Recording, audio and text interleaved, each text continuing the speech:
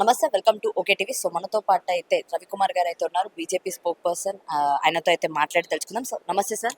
నమస్తే. సో చెప్పండి, ఫస్ట్ అసలు బడ్జెట్ సమావేశాల్లో అసలు ఎలా ఉండబోతుందని మీరు అనుకుంటున్నారు?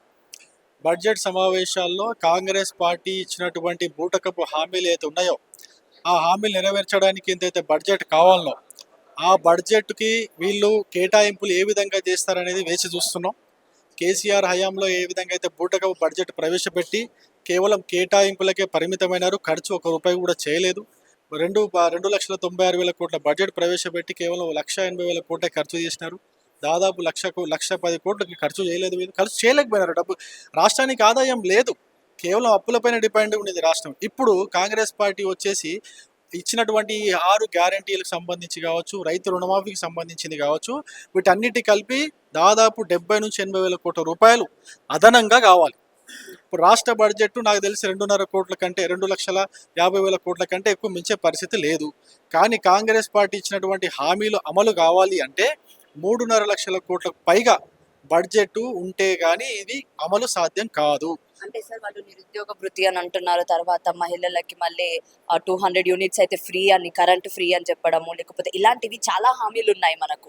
మరి ఈ హామీలు తర్వాత అన్ఎంప్లాయీస్ ఎవరైతే ఉన్నారో వాళ్ళకి కూడా మనీ ఇస్తా, ఇలాంటివన్నీ చాలా ఉన్నాయి కదా. మరి ఇవన్నీ కూడా ఎస్, ఇప్పుడు పెళ్లి చేసుకోబోయే మహిళకి తులం బంగారం అన్నారు, ప్లస్ క్యాష్ ఇస్తా అన్నారు. అదేవిధంగా స్కూటీలు ఇస్తా అన్నారు. నిరుద్యోగులకు నిరుద్యోగ వృత్తి 4,000 ఇస్తా అన్నారు. మహిళలకు నెలకు 2,500 ఇస్తా అన్నారు. గ్యాసు సిలిండరు, కరెంటు, ఈ విధంగా చెప్పుకుంటూ పోతే మళ్ళీ బీసీలకు గొర్రెల పథకానికి 2 లక్షల రూపాయలు 100 రోజుల్లోనే ఇస్తా అన్నారు. ఒక 6 నెలల్లో 20,000 కోట్ల రూపాయలు బీసీలకు ఖర్చు చేస్తా అని చెప్పినారు.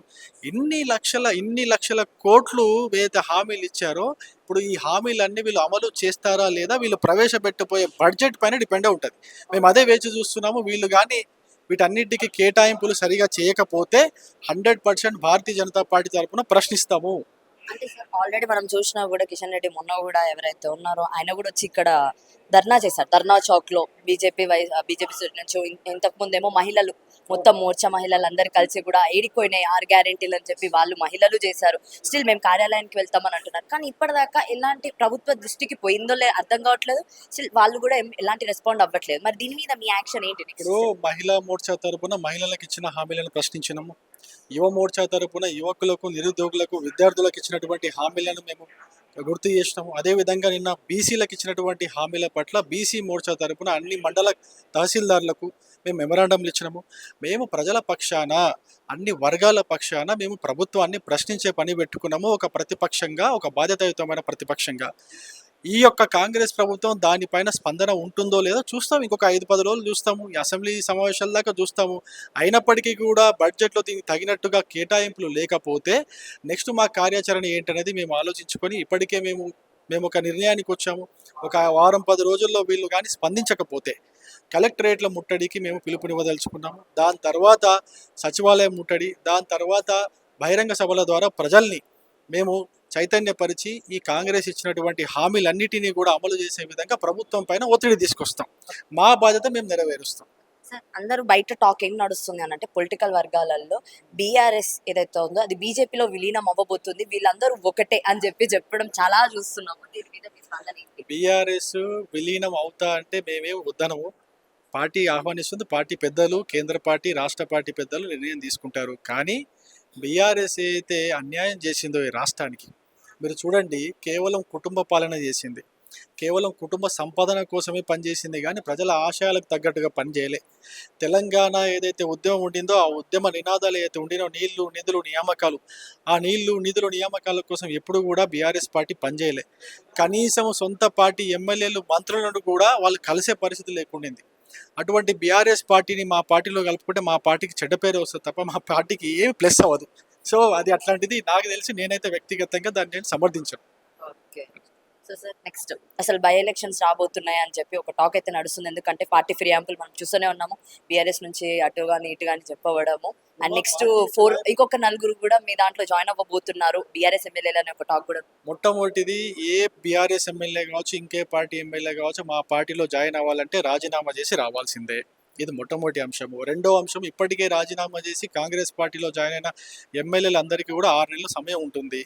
పార్టీ ఫిరాయింపుల చట్టం ప్రకారము మొత్తము లెజిస్లేటివ్ పార్టీ విలీనం అయితేనేమో ఓకే. కాకపోతే వాళ్ళు కూడా రాజీనామా చేయాల్సి ఉంటుంది. రాజీనామా చేసి మళ్ళీ బీఆర్ఎస్ గుర్తు కాకుండా కాంగ్రెస్ గుర్తు పైన కొట్లాడాల్సి ఉంటుంది. అప్పుడు అడ్వాంటేజ్ ఎవరికి వస్తుంది? ప్రజలు ఆయా నియోజకవర్గాల్లో కాంగ్రెస్కు వద్దని బీఆర్ఎస్కి ఓటు వేసినటువంటి ప్రజలందరూ కూడా మళ్ళీ బీఆర్ఎస్కి కానీ కాంగ్రెస్ కానీ వేస్తే వాళ్ళు మళ్ళీ పార్టీ ఫిరాయిస్తారు. కాబట్టి మనకు ఆల్టర్నేట్గా బీజేపీ ఉందని బీజేపీకే ఓటు వేస్తారు. వీళ్ళందరూ కూడా రాజీనామా చేయాలి, మేము మళ్ళీ ఉప ఎన్నికలకు సిద్ధమవుతాం, మేము కొట్లాడతాం, ప్రజలందరూ కూడా మమ్మల్ని ఖచ్చితంగా ఆదరిస్తారు. ఎందుకంటే మా యొక్క పార్టీ కాల్ ఏదైతే ఉందో, పార్టీ నిర్ణయాలు అయితే ఉన్నాయో చాలా కరాఖండిగా ఉంటాయి. పార్టీ ఫిరాయింపుల చట్టం ప్రకారం రాజీనామా చేసి రండి, లేదా మొత్తం పార్టీని విలీనం చేయండి, లేదా కొత్తగా గుర్తు ఏదైతే జాయిన్ అయ్యారో ఆ గుర్తు ప్రకారం మీరు రాజీనామా చేసి ఆ గుర్తుతోని పోటీ చేయండి. మా నినాదం ఒకటే. ఇప్పుడు చూడండి, ఆ నియోజకవర్గాల్లో ఎవరికి బెనిఫిట్ అవుతుంది? బీజేపీకి బెనిఫిట్ అవుతుంది. 100% తప్పేముందండి దాంట్లో? సో బీజేపీ అని అనుకుంటున్నారు next. అంతే, ఖచ్చితంగా ఈజీగా. ఖచ్చితంగా వస్తుంది. మీకు ఎంపీ ఎలక్షన్లలో 46 ఎమ్మెల్యే సీట్లలో మేము నంబర్ 1 పొజిషన్లో ఉన్నాం. ఇంకో 44 ఎమ్మెల్యే సీట్లలో రెండో స్థానంలో ఉన్నాం. ఇప్పుడు మాకు మా మా మా ఈ రాష్ట్రంలో ప్రభుత్వాన్ని ఏర్పాటు చేసే అవకాశం ఉందా లేదా మీరు చెప్పండి. అంటే అంతే. ఇప్పుడు ప్రజలు మార్పు కోరుకుంటున్నారు. అటు కాంగ్రెస్ కాదని బీఆర్ఎస్. మార్పు కావాలని ఎస్, మీరు ఇంకొక 3-4 సంవత్సరాలు మార్పు చూస్తారు. 100% బీజేపీ అధికారంలోకి వస్తుంది ఈ రాష్ట్రం. So thank you. Congress thank you.